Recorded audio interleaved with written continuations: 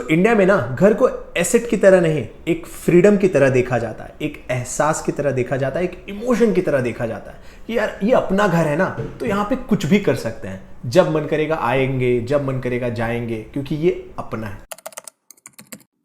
मैं आपको एक छोटी सी कहानी सुनाता हूँ कि जब मेरे बड़े पिताजी गांव से यानी कि यूपी से मुंबई आए थे, उस वक्त उन्होंने रेंट पे ना एक रूम लिया हुआ था। और चूंकि वो टीचिंग के प्रोफेशन में थे, म्युनिसिपल कॉर्पोरेशन में वो हिंदी की टीचिंग करते थे, तो उनको पढ़ाई लिखाई के काफी काम हुआ करते थे। लेकिन जो घर का ओनर था वो भी वहीं दूसरी रूम में रहता था। तो वो क्या करता था कि 8 बजे के बाद यानी शाम के 8 बजे के बाद लाइट वगैरह बंद कर देता था। ये 1970s की बात है। अब उसके बाद मेरे बड़े पिताजी अपना वो दिया वगैरह लगा करके काम करते थे। ये मुंबई में 1970s की बात है। और फिर वो हमें बताते थे कि यार उस वक्त मुझे लगता था ना, अपना खुद का एक घर होना चाहिए। और जब उन्होंने अपना खुद का घर लिया तो उन्हें वो फ्रीडम महसूस हुई कि यार ये अपना घर है। तो हमारी जो पहले की जनरेशन है, उनकी फीलिंग, उनकी रिक्वायरमेंट और उनका व्यू, उनका पर्सपेक्टिव और उनके कंडीशंस कंप्लीटली डिफरेंट थे। उस वक्त ओनर्स भी साथ में ही रहते थे, या फिर कह लो कि ओनर्स परेशान करते थे, या फिर रोज आपसे मिलते थे, या फिर रेंट का इशू है, ये इशू है, वो इशू है, बहुत सारी चीजें थी। लेकिन आज सिचुएशंस काफी ज्यादा बदल गई हैं। आज अगर आप देखोगे, ओनर्स साथ में रहते भी नहीं है। इवन बिल्डिंग्स में जो फ्लैट्स होते हैं वो लोग इसीलिए खरीदते हैं क्योंकि उनको रेंट पे देना ही है। बाय डिफॉल्ट वो पहले से प्रिपेयर होते हैं कि यहां रहना है ही नहीं, ये तो रेंट पे ही देना है। तो ये कंडीशन 1970s, 80s, 90s में नहीं थी। इवन अगर आप बड़े बड़े बिजनेसेस देखोगे, चाहे वो एक्सेंचर, टीसीएस या फिर बहुत बड़े बड़े ऑफिसेस अगर आप देखोगे, तो वो लाइट वेट रखना चाहते हैं। वो प्रॉपर्टी खरीदते नहीं है, वो रेंट आउट कर लेते हैं। इवन वी वर्क जो एक स्टार्टअप है, उसका कॉन्सेप्ट ही यही यार कि बिजनेसेस को हम रेंट पे देंगे बस। और इसी तरीके से प्रॉपर्टीज भी इवॉल्व हो रही है, जहां पे रेंट अब एक कोई मजबूरी नहीं, एक कल्चर बन चुका है। फिर लोगों का पर्सपेक्टिव पहले से एकदम क्लियर होता है कि रेंट पे ही देना है, रेंट पे ही रहना है। तो अब वो जो पहले वाली प्रॉब्लम थी ना, फ्रीडम वाली कि आप आ नहीं सकते, जा नहीं सकते, वो सारी चीजें सॉल्व हो गई हैं। अब हम ना इसको 1970 या फिर 1980s के व्यू से नहीं देख सकते। अब चूंकि रेंट पे रहना एक पूरा का पूरा कल्चर बन चुका है, खास करके शहरों में, खास करके बड़े शहरों में। आप में से भी कई लोग ऐसे होंगे जो घर इसलिए लेना चाहते हैं क्योंकि रेंट पे दे करके रेंट अर्न करना चाहते हैं। करेक्ट। तो घर खरीदना या रेंट पे रहना, इसमें जो एक फ्रीडम वाला, जो इमोशन वाला मेन पार्ट था ना, वो ऑलमोस्ट इक्वल हो चुका है। अब इसमें जो बचा है वो बचा है मैथमेटिकल कैलकुलेशन। क्या आपके इकोनॉमिक्स आपको अलाउ करते हैं कि यार ये प्रॉपर्टी खरीदनी चाहिए या उस पे रेंट पे रहना चाहिए? तो मैं आपको कुछ फैक्ट्स बताता हूं। जितनी भी प्रॉपर्टी है ना मेन शहरों में, चाहे मुंबई, दिल्ली, पुणे, बैंगलोर, आप ना उनका सिर्फ कॉस्ट लिखो कि अगर मुझे ये खरीदना होता तो मुझे अभी कितना पैसा देना पड़ता, और उसके सामने आप एक बार रेंट लिखो कि आप कितना रेंट दे रहे हो, और फिर आप देखो कि मैथमेटिकली कितना परसेंट आप यील्ड दे रहे हो। यस, एग्जाम्पल के लिए अगर आपके फ्लैट की कीमत 1 करोड़ रुपए है और आपका जो रेंट है वो मान के चलो 15,000 रुपए है, तो आपका जो टोटल रेंट बनेगा पूरे साल भर का वो 1,80,000 बनेगा। यानी कि 1 करोड़ की अगर आप प्रॉपर्टी खरीदते हो तो आप अर्निंग जो कर रहे हो 1,80,000, विच इज 1.8%। That's it.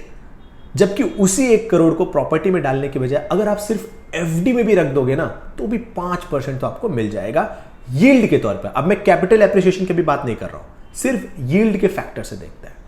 अब एक बार कैपिटल एप्रिसिएशन के पॉइंट ऑफ व्यू से भी सोचो, अगर आपका कैपिटल 7-8% से एप्रिशिएट हो रहा है, यानी कि वो प्रॉपर्टी का बेस अमाउंट, यानी कि वो अगर वो 1 करोड़ का फ्लैट है, अगर वो अगले साल 1 करोड़ 8 लाख का होता है, फिर 1 करोड़ 16 लाख का, ऐसे बढ़ता रहता है, तो ठीक है कि चलो भैया 7-8% से कैपिटल एप्रिसिएशन हो रहा है और 1 से 1.5% या 2% रेंटल यील्ड मिल रही है, तो मेरा मोटा मोटी लगभग 8 से 10% की रेंज में रिटर्न बनता है, विच इज गुड। लेकिन अगर कैपिटल एप्रिसिएशन भी 4% से ही हो रहा है और रेंटल यील्ड भी आपको वही 1%, 1.5% मिल रही है, तो आपका टोटल जो बनता है 5-5.5% बनता है। मतलब इतना मेहनत किया, इतना मगजमारी किया, लोन लेकर के घर लिया, लेकिन एप्रिसिएशन उस पर कुछ भी नहीं है। वहीं अगर आप उसी फ्लैट में रहना चाहते हो, आप कोई भी सोसाइटी देख लो, कोई भी सोसाइटी देख लो, हर सोसाइटी में आपको रेंट पे घर जरूर मिल जाएगा। तो ऐसा नहीं कि आपको सिर्फ खरीदना ही है। तो अगर रेंटल मिल जाएगा तो आप वहां पे 1 से 1.5% में आराम से रह सकते हो। बचा हुआ जो पैसा है ईएमआई का, वो आप इन्वेस्ट कर सकते हो, उसकी ज्यादा वैल्यू बनेगी एज कंपेयर टू आपके खरीदने की वैल्यू। मैं आपको एग्जाम्पल के लिए कैलकुलेशन करके बताता हूं, ठीक है। तो ये हमारा ईएमआई कैलकुलेटर है, ठीक है। मान के चलते हैं कि आपने 1 करोड़ का लोन लिया और इंटरेस्ट 7.5% का है और लोन का जो ईयर है 20 साल। हम अक्सर 20 साल का लोन लेते हैं। तो आपको जो ईएमआई पड़ेगा वो लगभग 80,000 रुपए का पड़ेगा। ओके, अब 20 साल के अंत में जरा देखो आप टोटल अमाउंट कितना पे करोगे, लगभग 2 करोड़। यानी कि 1 करोड़ का फ्लैट था, 7.5% के रिटर्न से आप लगभग 2 करोड़ पे कर दोगे, यानी कि 51% प्रिंसिपल अमाउंट और बचा हुआ वही लगभग 50% इंटरेस्ट। तो यानी आपने 1 करोड़ के फ्लैट को 2 करोड़ दे दिया। ओके, अब जरा इसको इस एंगल से देखते हैं कि 20 साल में अगर ये प्रॉपर्टी मान लो 5% से भी लगातार एप्रिशिएट हुई तो 20 साल में इसकी कितनी वैल्यू होगी, ठीक है। तो 1 करोड़ का अमाउंट हम लेते हैं। तो हमने यहां पे 1 करोड़ का अमाउंट लिया, उसको 5% से जरा एप्रिशिएट करते हैं। तो जैसे कि हम देखें यहां पे, यानी कि 20 साल में ये पहुंचेगा लगभग 2.5 crore, 2 crore 65 lakh, which is good. चलो ठीक है, 5% से अगर ये एप्रिशिएट होता रहा लगातार 20 सालों तक तो ये 2 करोड़ 65 लाख का बन जाएगा। और आपने पैसा कितना भरा? 2 करोड़, और आपको मिला क्या? 2 करोड़ 65 लाख। ओके ठीक है, अब इसी को दूसरे एंगल से देखते हैं। अगर इसी को मैंने रेंट पे लिया होता, ठीक है, रेंट में मैंने अगर लिया होता तो मान लो इसका जो रेंटल यील्ड होता ना वो लगभग 2.5%, एक्सट्रीम लेते हैं 2.5% लेते हैं, ठीक है। तो 1 करोड़ का फ्लैट है, 2.5% मतलब 2.5 लाख रुपए, यानी कि 20,000 रुपए का आपको पड़ता रेंट। अभी आप 80,000 ईएमआई दे रहे हो सेम फ्लैट के लिए, लेकिन अगर आप रेंट पे जाते तो आपको 20,000 का लगभग रेंट पड़ता। बचा हुआ 60,000 रुपया जरा सा इन्वेस्ट करके देखते हैं, ठीक है। अब जरा एसआईपी करते हैं कि जो हमारा 60,000 रुपीज है, ठीक है, इसको इन्वेस्ट करते हैं आने वाले 20 सालों के लिए, ठीक है। और जो हमारा रिटर्न बनता है, मान के चलते हैं कि हमें 12% रिटर्न बन रहा है, ठीक है। तो 60,000 रुपया मंथली एसआईपी, 12% रिटर्न 20 सालों के लिए, जो हमें फाइनल अमाउंट मिलता वो लगभग 6 करोड़ का मिलता। आप समझ रहे हो, 6 करोड़ का लगभग हमें अमाउंट मिलता। लेकिन ये पूरा अमाउंट हमें मिलता नहीं एक्चुअली। हमें जो अमाउंट मिलता इसमें से कुछ टैक्स भी अपना चला जाता। तो जरा टैक्स को भी एक बार साथ में ले लेते हैं। अब इसी अमाउंट में जरा देखते हैं हमारा बेस अमाउंट कितना था, है ना। बेस अमाउंट कितना इन्वेस्टमेंट था, इक्वल टू 20 साल के लिए इन्वेस्ट किया हमने 60,000 रुपया और 12 महीने भरते रहे, तो 1 करोड़ 40 लाख लगभग हमारा बेस अमाउंट हो गया। ओके, अब इस अमाउंट में से, यानी कि 6 करोड़ में से बेस अमाउंट को हटा देते हैं। ओके, तो लगभग बचा हमारे पास 4.5 करोड़। अभी 4.5 करोड़ पे हमें देना पड़ेगा 10% टैक्स, यानी कि 10% tax on long term capital gain, ठीक है। तो इक्वल टू दिस इंटू 10%, यानी कि 45 लाख रुपया हमारा चला जाएगा टैक्स में। अब टैक्स में जाने के बाद हमारे पास कितना बचेगा जरा देख लेते हैं।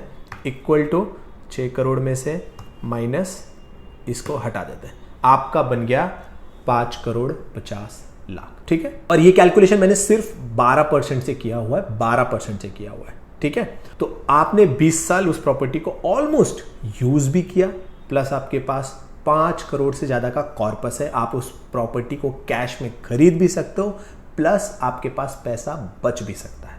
लेकिन ये तभी फेवरेबल है जब रेंटल यील्ड 2%, 2.5% से नीचे हो। लेकिन अगर वही रेंटल यील्ड अगर 4% या उससे ऊपर निकलने लगती है तो ये मैथ हिल जाएगा, तब ये मैथ सही नहीं बैठेगा, तब उस प्रॉपर्टी को खरीदने में ज्यादा बेहतरी है, ठीक है।